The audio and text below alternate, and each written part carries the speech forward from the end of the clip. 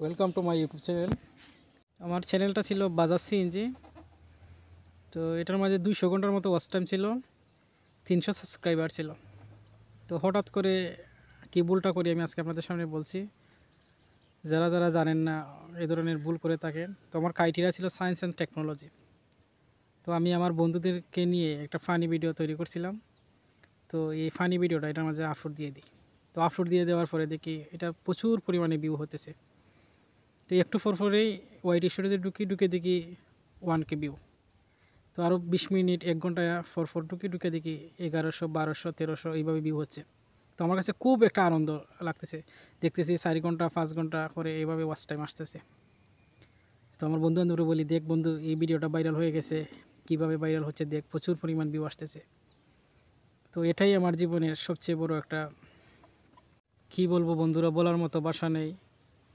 তো আমি এত খুশি হয়েছিলাম যে আমার এত পরিমাণ ভিউ আসতেছে, আমার চ্যানেলটা মনে হয় এখন 1000 সাবস্ক্রাইবার হয়ে যাবে এবং 4000 ঘন্টা ওয়াচ টাইম হয়ে যাবে। আমি মনে হয় ইউটিউবের মনিটাইজেশনটা পেয়ে যাব। কিন্তু এটাই আমার সবচেয়ে বড় কাল ছিল, কারণ এটা আমার ক্রাইটেরিয়াটা আমি ভুল দিয়েছিলাম যে সায়েন্স অ্যান্ড টেকনোলজির মাঝে এই ধরনের ভিডিও আপলোড করা যায় না। তো ইউটিউব কী করছে, আমার চ্যানেলটা একবারে ডিলিট করে দেয়। তো আমাকে দিয়েছে আপিল করার জন্য।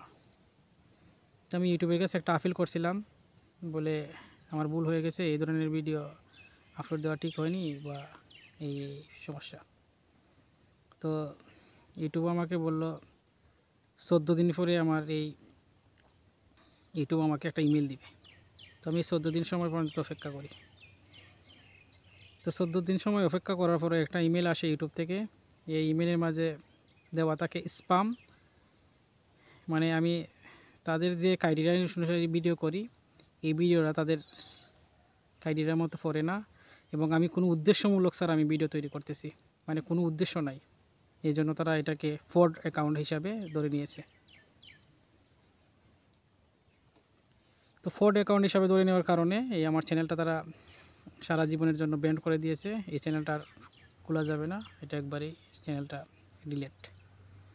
তো আমি বন্ধুবান্ধবদের বা আমার ভিডিওটা যারাই দেখবেন ভিউয়ার্স, তাদের আপনাদেরকে বলবো, অবশ্যই যারা যারা ইউটিউবে ভিডিও তৈরি করেন আপনাদের ক্রাইটেরিয়াটা সিলেক্ট করে ভিডিও তৈরি করবেন এবং অবশ্যই উদ্দেশ্যমূলক ভিডিও তৈরি করবেন। তাইলে আমার মতো যদি এইরকমভাবে ভিডিও তৈরি করেন, তাইলে আমার বাজাজ সিএনজির মতো আপনারাও ধরা খাবেন। তো আসলে ইউটিউব চ্যানেল প্রত্যেকটা ছেলে মেয়ে হোক বা যারাই আছে ইউটিউবে কাজ করে, প্রত্যেকটা রেটে একটা ইমোশন, অনেক কষ্ট করে ভিডিও তৈরি করা হয় এবং ভিডিও আপলোড দেওয়া হয়। সেটা আমি জানি, আমি নিজে অনেক কষ্ট করি। দেখতে পাচ্ছেন আমি একা একটা ভিডিও করছি মোবাইলটা হাতে নিয়ে, তো আসলে অনেক কষ্ট হতেছে। আর বন্ধুবান্ধব নিয়ে আসলে তো ওরা বলবে কি পাগলামি শুরু করে দিয়েছি। তো যারাই যাই বলুক না কেন, আপনি সেটাতে কান দিবেন না, আপনি ভিডিও করতে থাকেন, ইনশাল্লাহ একদিন দেখবেন আল্লাহ আপনার আশা পূরণ করবেন।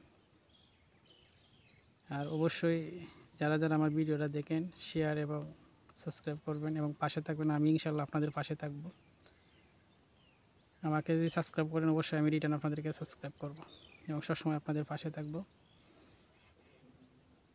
আর কলকাতার বাইরে যদি আপনাদের আমার এই ভিডিওটা আপনাদের চোখে পড়ে, অবশ্যই আমি নতুন ইউজার, নতুন ইউটিউবার, অবশ্যই আপনারা আমাকে সাপোর্ট করবেন এবং আমার পাশে থাকবেন, ভালোবাসা দিবেন। আর অবশ্যই যারা যারা ভিডিও তৈরি করতে থাকেন, ইনশাল্লাহ আপনাদের একদিন না একদিন স্বপ্ন পূরণ হবে। আর অবশ্যই যে কোনো ভিডিও তৈরি করেন, উদ্দেশ্যমূলক ভিডিও তৈরি করেন, যে কোনো উদ্দেশ্য নিয়ে, নাইলে আমার মতো বাজাজ সিএনজির মতো ধরা খাবেন। ইনশাল্লাহ ভালো থাকবেন, আবার দেখা হবে অন্য ভিডিওতে। আল্লাহ হাফেজ, থ্যাংক ইউ সবাইকে।